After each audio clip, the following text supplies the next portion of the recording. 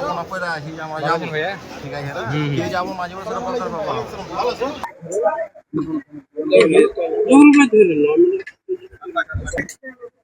আমরা এই কার্যক্রম শেষে আমরা আমাদের যে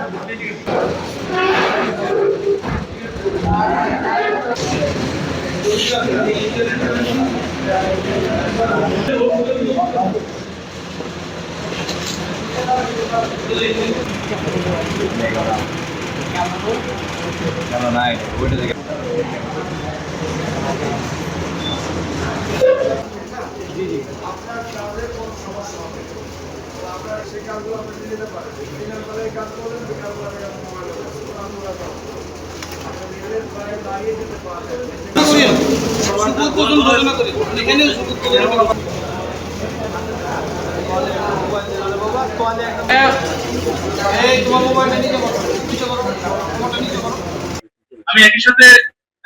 গতকালকে আমাকে ফোন দিয়েছিলেন আমার মূল্যবান বক্তব্য প্রদান করে অনুষ্ঠানের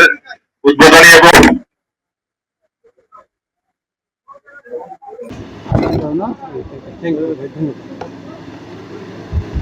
করে এবং এটা সরকারের সাথে যুব উন্নয়নের সাথে যেন আমি খুব সংক্ষিপ্ত বলবো আমাদের দেশে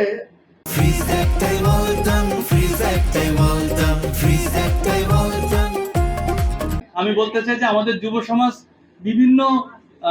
সুযোগের অপেক্ষায় তারা হয়তো অনেক সময় বাধ্য হয়ে পেটের দায়ে কোনো অবৈধ কাজ করতে উদ্যত হয়। সুতরাং আমরা চাই আগামীতে এমন একটা পরিবেশ গড়ে উঠুক এই বিজিবির উদ্যোগে, যেই পরিবেশ ধরে নিয়ে আমাদের মহানন্দা ব্যাটালিয়নের উদ্যোগে যে ডিজিটাল স্কিল সেন্টারটা হয়েছে, এই স্কিল সেন্টারের মাধ্যমে যদি অল্প কিছু এই সংখ্যক এখন হয়তো 25 জন দিয়ে শুরু করছি, ভবিষ্যতে এটা আস্তে আস্তে আরো বাড়বে। এই যে অল্প অল্প করে যে যুব সমাজ যে একটা স্কিল হচ্ছে, তারা যে দক্ষ জনশক্তিতে পরিণত হচ্ছে, এটাই আমাদের চাহিদা। এবং তাদেরকে পরবর্তীতে এটা শুধুমাত্র এই প্রশিক্ষণের মধ্যে সীমাবদ্ধ নয়, তারা কিন্তু সামাজিকভাবে এবং মানে রাষ্ট্রীয়ভাবে তারা কিন্তু অবশ্যই সাহায্য সহযোগিতা পাবে এবং তারা নতুন কর্মসংস্থান খুঁজে নেবে, অথবা আমরা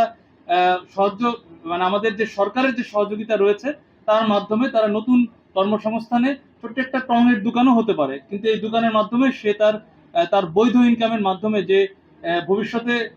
সে যে অবৈধ কোনো কার্যক্রম থেকে মুক্ত হলো, এটাই আমাদের সফলতা হবে বলে আশাবাদ ব্যক্ত করি।